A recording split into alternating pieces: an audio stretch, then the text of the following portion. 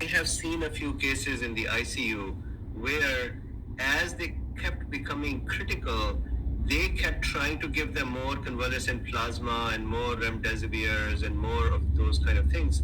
And they would probably be just doing nothing. And even the placebo effect is going to be negative because now we think we are doing something and we are actually absolutely crucial time to actually do something good for the patient. Yeah, so the problem then is that overwhelming inflammation. These people have profound inflammation. I mean, it's absolutely remarkable how high the CRP and ferritin go. There's no other disease we know that is quite like this. You know, gram-negative sepsis is child's play. You treat it, it goes away. And I think it's because there's so much viral debris that the host is phagocytosing and responding to. You have overwhelming inflammation. So what you want to do is give anti-inflammatory therapy, you know, steroids, vitamin C, plasma exchange, whatever anti-inflammatory therapies you want to give. You know, trying to shoot these patients with convalescent serum just does not work. Got it. Very, very important. So for the cool beans here, if this is clear, I think you have a great takeaway from the discussion today. If this is not clear, as we continue on having more discussions, please re-watch the recorded part in the beginning. The takeaway has to be there is a viral phase and there is an immune dysregulation phase. Treat the virus in the viral phase and treat the immune system in the immune phase. Any imbalance in that management can be fatal. Got it. Go to the next slide. I think again, it kind of reinforces this, that you have viral replication, which then decreases. So you have this paradox. As the virus is stopping replicating, you have the marked increase in the inflammatory response. So what you want to do is you want to start treatment early when the patient starts developing pulmonary signs.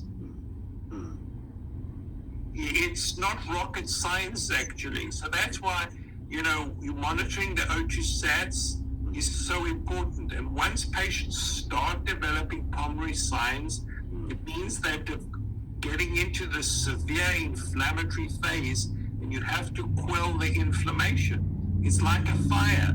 And the longer you wait to put the fire out, the more destruction the fire has caused, and the more difficult to put out the fire. Makes sense. Let's go to the next slide, which again shows it again. So this is really, again, important because, you know, people get a PCR and they think this is active viral replication. So this slide again shows you that the PCR likely is positive for 3 weeks, but the virus has stopped replicating.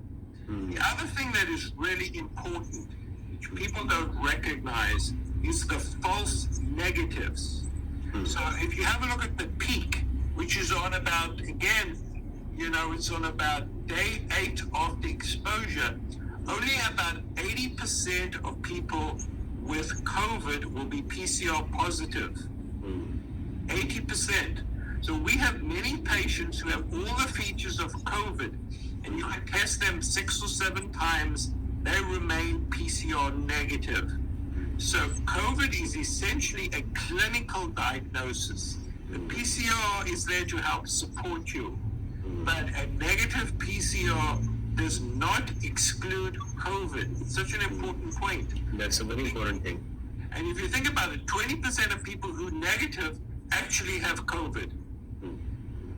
And then you can see that the antibody response kind of kicks in once the virus has stopped replicating, obviously indicating that the development of cell-mediated immunity from B cells and T cells. So this follows the end of viral replication. Got it. So let's go to the next slide.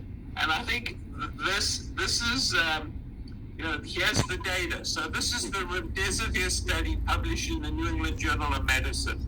The first thing that's interesting is this is a preliminary report. We do not have a follow-up report, which is somewhat curious, and I suspect they don't want to give us the follow-up report. Otherwise, if the data was very positive, they would have. The endpoint in this study was not mortality.